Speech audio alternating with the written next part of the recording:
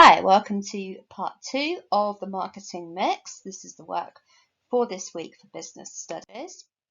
So you'll remember that last week I introduced the idea of the 7 Ps and we looked in a little bit more detail at product and price. If you're watching this on YouTube, that will be video 1 of the marketing mix, which is still available. So this week we're going to move on and we're going to look at promotion and place. And these are the other 2 that you'll need if you're doing a level 2 or a GCSE course. You'll need to know the 4, which is the basic marketing mix: product, price, promotion and place. If you're taking level 3 or you're doing A level, you'll need to know the extended marketing mix, which is what you can see here. And that will also include physical, process and people, which we'll come to in another video. So place, where are we selling? Look at that. Wouldn't you just love to be on that beach? Now I could set up a cocktail bar on that beach and I might do quite well. But what if I tried selling mountaineering gear or hot chocolate in the middle of the scorching hot day? You can see already that the place is going to make a difference on what I can promote and what I can sell. So perhaps the first thing to consider is whereabouts in the world we are. There will be different ways of marketing depending on what country you are marketing in or to. And of course, increasingly businesses work across the world.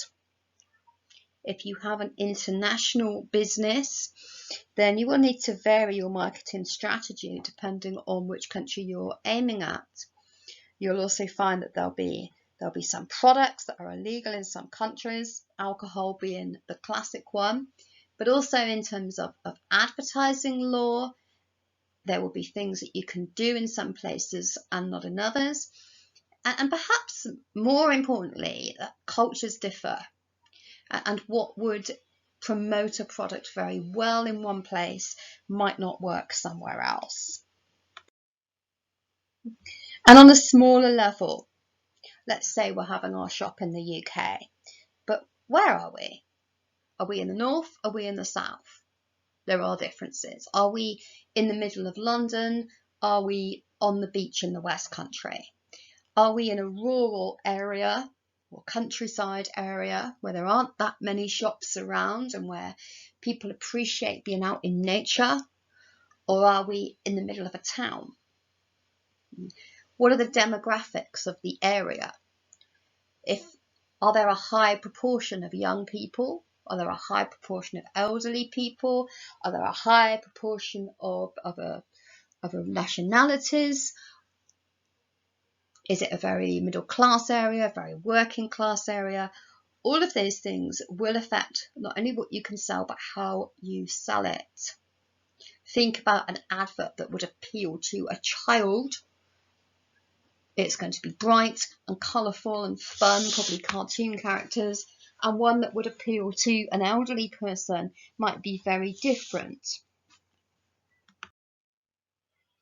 And again, high street versus those retail parks that have sprung up everywhere, or the little local shop. Think about the difference between popping down to the corner shop for a pint of milk and going to a supermarket, or driving to a store in a retail park for a special purchase. And think about the way in which these stores present themselves. It is very different. What would work in the corner shop, for example, you might see a little handwritten price tag.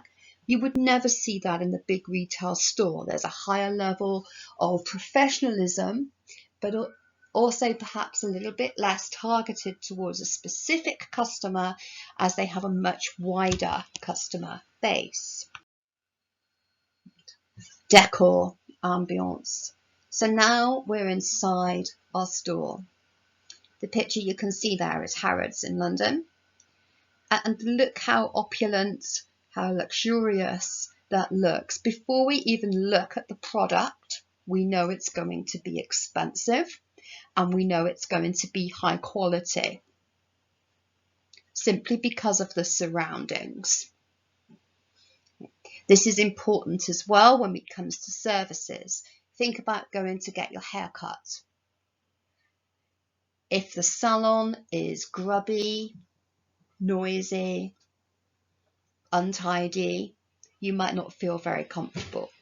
On the other hand, if it's all plush seats and there's nice music playing and they offer you a cup of coffee, all of those things go towards marketing the product that they're selling, because they make the customers feel comfortable and therefore more likely to buy. Music, incidentally, extremely important. All stores play music, and they will play music that they feel is aimed at the customers that they are looking for, and that music has been proven by studies makes people stay in the store longer and therefore buy more products. Okay, product placement, another one. There's been studies on this, and if you ever work in retail, you will learn that the products they want to sell are at eye level. So if you look along those shelves, you'll see that the more expensive items, the items that the store makes most profit on, are at eye level for your average customer. So I'm about 5'7", so my eye level then would be probably fairly average. So what I look at when I look at a shelf straight on, that is going to be the products the store wants me to buy, because that's where their profit is. Very often, if you look right at the bottom of the shelf or right at the top, you might, as a consumer, actually find a better deal. Okay, so that was place. On now to look at promotion. And a lot of people mix this with advertising. You can see here it includes advertising. It also includes the branding. It includes social media activity, things like special offers, and also promotional events. Branding, absolutely vital. You look at that Lego sign there, for example. Even if it didn't have the word in, you'd recognize the brand. Apple, don't even need to write Apple. We recognize the brand. And that is true for so many of the most successful companies. The name is important. You wouldn't buy something with a name that suggested something very negative to you. Taglines, things like "Thank Crunchy, it's Friday." People remember that, and it goes towards increasing sales. Packaging is important.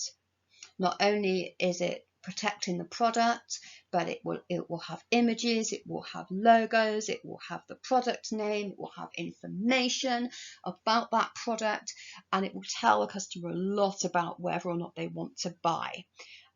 With food as well, just a side note there, the packaging will also have all the nutritional information and the ingredients, which again will influence some customers' purchasing. Colour, style, really important.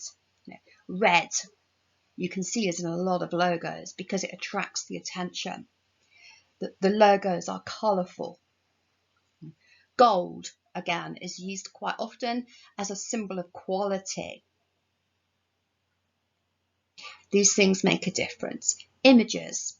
Not an awful lot of images on the examples I've put in here, but think about something like, say, Haribo sweets. They have cartoon characters on the packets. Think about advertising as well, particularly. There'll be lots of very highly visual, memorable images. And all of this helps us to market our product. So we come on to advertising itself. And of course, we can advertise in various different ways.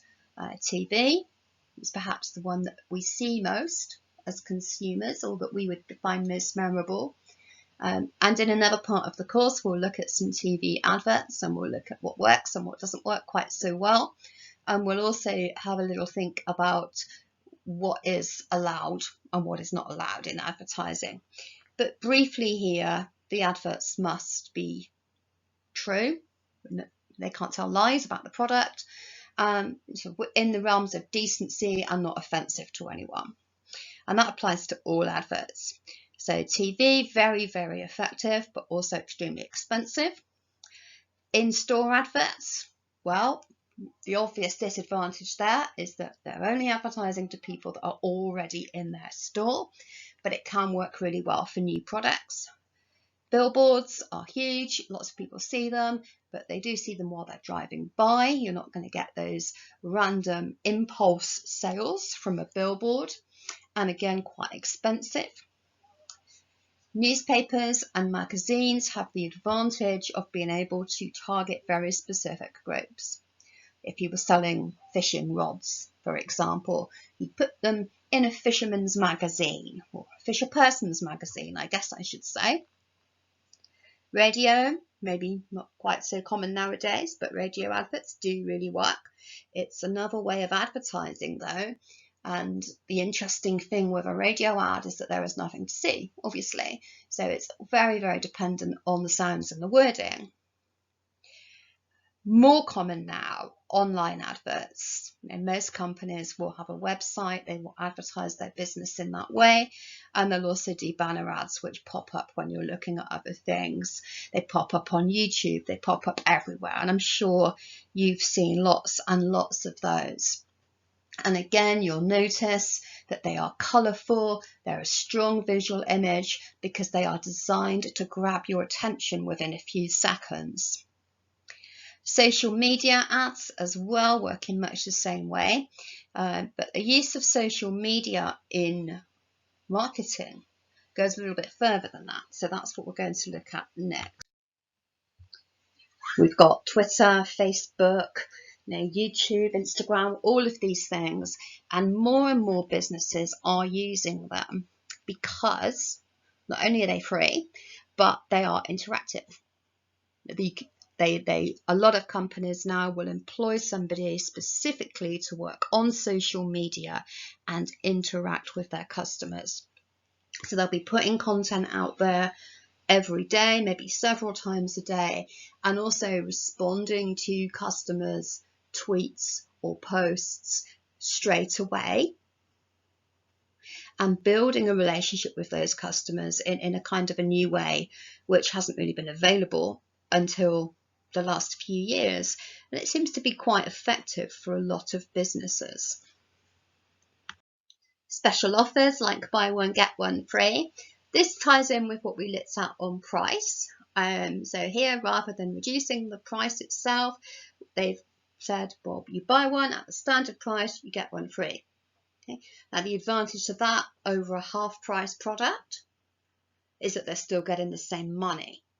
So this depends on the amount of profit that you're making per item, and it can be good. It can be something that someone comes along, buys 2 pizzas, gives one to a friend. So maybe next week you sell 2 pizzas. That's the idea anyway. And finally, promotional events, things like book signings, things like product launches, things like companies sponsoring major sports events or entertainment venues. Those things are yet another way of promoting their name, their brand, and their product. And this is something that if you are interested in, you could look up a little bit more about. Okay, so today we've looked at place and promotion, and if I was to tell you the most important things to take away, remember that in terms of the place, the location of the store, whether or not it is online, and the internal decor, ambience and product placement all affect how well you can market your product. In terms of promotion, remember that it includes advertising, it includes branding, and it includes the way that we interact with our customers in order to sell to them, largely on social media. Okay, so we've now looked at the 4 elements of the basic marketing mix. If you are, as I said, doing any sort of level 3 course, you will need to know the extended mix, which includes physical, process and people. So you can see here, I've ticked off the ones that we've done. The next video next week, we'll look at physical and we'll look at process. So that will be about physical aspects. It will be about the process of buying the product for the customer. And then we'll do one final one in which I'll look at the influence of the people who are selling, and also just a little bit of tying all this together. So I hope you enjoyed that and found it interesting. Thanks a lot for watching. Do check out my other videos as well on my channel, and have a great week.